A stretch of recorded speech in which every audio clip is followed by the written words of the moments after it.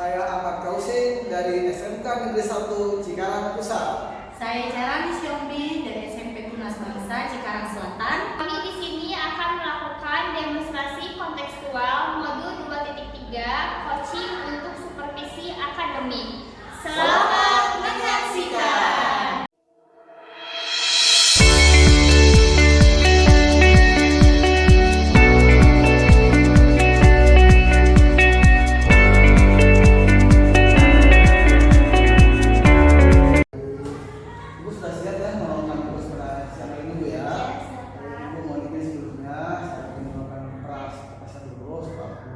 Ada beberapa hal terkait dengan kesiapan ibu melakukan proses penanganan hari ini. Pertama, ibu harus menjelaskan nanti jangan terkait dengan prinsip seorang guru, bagaimana sekedar kemitraan, proses kreatif dan maksimal potensi. Dan berikutnya juga ibu harus menjelaskan terkait dengan kompetensi inti, hadir penuh, presensi ataupun mendengarkan secara aktif dan mengajukan pertanyaan berikut.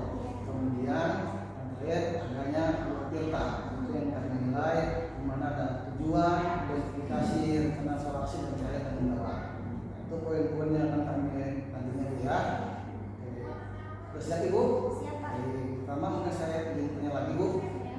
Kira-kira kompetensi coaching apa bu yang dikembangkan pada saat ini? Mungkin kompetensi inti ya Pak yang perlu saya perhatikan yaitu dari kehadiran penuh atau present dari coaching tersebut. Lalu nanti saya akan mengajukan pertanyaan-pertanyaan yang berbobot untuk menggali permasalahan apa yang mungkin akan disampaikan oleh coach saya. Mungkin itu saja sih Pak.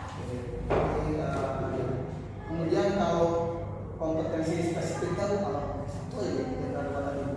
Mungkin dari mengajukan pertanyaan yang berbobot ya Pak. Masa bu ya. Iya. Kalau yang terakhir ibu indikatornya nanti untuk pelaksanaan apa bu? Indikatornya yang ingin dicapai yang mungkin dari penilaiannya ya Pak yang mungkin bisa nanti dari pertanyaan yang terbuka untuk saya menerima mendengarkan secara aktif dari coach saya itu. Lalu nanti juga saya akan merangkum ataupun mencatat permasalahan-permasalahan dari coach saya tersebut. Ibu sudah siap bu ya? Siap. Ibu dipersilakan mohon coach, saya akan melihat si ibu ya.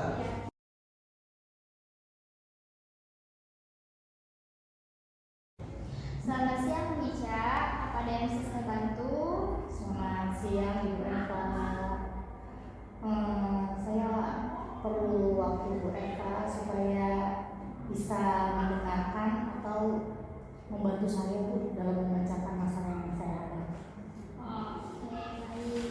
Mungkin dari pertemuan kita ini apa yang ingin Ibu sampaikan ataupun yang Ibu ungkapkan terhadap perbincangan siang kita hari ini?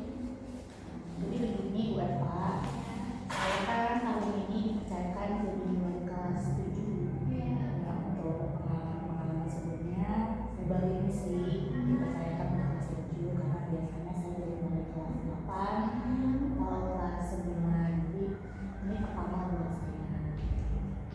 Jadi selama beberapa bulan ini saya menerima banyak keluhan dari guru-guru bidang studi yang mengajar di kelas saya. Keluhannya itu berupa pengumpulan tugas yang tidak tepat waktu. Apa yang Ibu rencanakan ke depannya supaya permasalahan yang Ibu hadapi ini bisa ada solusinya? Sejauh ini sih Bu, saya sudah coba memaksimalkan pemberian informasi kepada anak-anak. Berarti saya juga nanya ke guru bidang studi tugas-tugas yang PR, mana yang dikerjakan di sekolah, mana yang dikerjakan di rumah, seperti itu.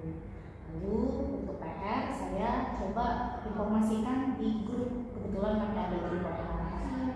Dan saya juga sudah himbau anak-anak untuk memberi respon stiker atau emoticon begitu ketika saya memberi informasi tentang tugas. Saya meminta itu sih supaya saya tahu anak mana yang sudah membaca WA saya, karena yang belum membaca pesan dari saya seperti itu. Sudah bagus ya Bu ya apa yang akan direncanakan ke depannya, tapi kemungkinan apabila misalkan dari rencana Ibu itu tidak terlaksana dengan baik, apa opsi lain yang akan Ibu lakukan? Saya pernah sekali 2 kali kasih informasi tentang tugas Bu. Kebetulan waktu itu pelajaran matematika. Saya coba absen melalui respon yang dikasih anak. Ada 3 orang anak tidak memberi respon. Jadi saya coba menghubungi orang tuanya sih Bu, memastikan supaya orang tuanya mengingatkan anaknya untuk mengerjakan tugas. Sejauh ini masih seperti itu.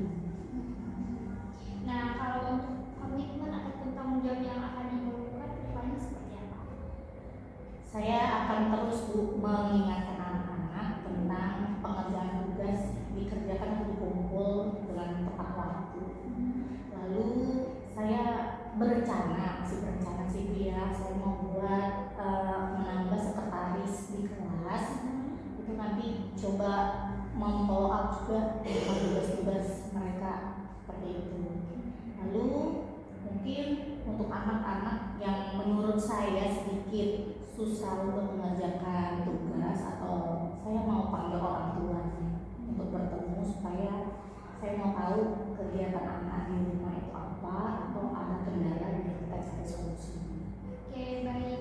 Mungkin dari beberapa yang akan Ibu lakukan itu sudah cukup baik kalau menurut saya ya. Mudah-mudahan kedepannya apa yang Ibu lakukan itu bisa berjalan dengan baik juga sesuai dengan harapan Ibu. Semoga dengan pertemuan kali ini kita bisa memecahkan masalah ini, Ibu ya. Mungkin itu dari saya.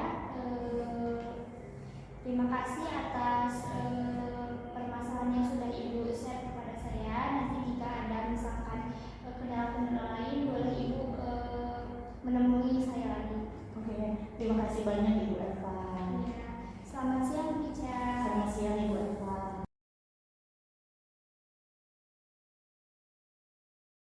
Selamat siang, Pak Ahmad. Gimana kabar siang Ibu?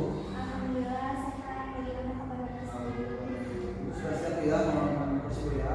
Silakan. Baik Ibu, sebelum melakukan call sedikit saya sampaikan kriteria yang hasil ini. Pertama, yang disebut dengan proses Ibu, saya akan menilai bagaimana Ibu menjelaskan terkait dengan prinsip seorang coach. Di situ ada pembukaan, proses kreatif, dan memasukkan kompetensi. Lalu kemudiannya Ibu ada di dalamnya terdapat kompetensi inti, di mana kehadiran penuh atau presensi, lalu mendengarkan secara aktif dan menunjukkan yang berbobot. Lalu yang ketiga juga terdapat detail, tujuan, identifikasi, rencana, aksi maupun tanggung jawab. Dengan ini masuk ya, waktu tadi. Kalau saya bertanya Ibu mau izin, pertama kompetensi apa yang digunakan? Mungkin kompetensi yang pertama yaitu kompetensi inti ya Pak ya, yang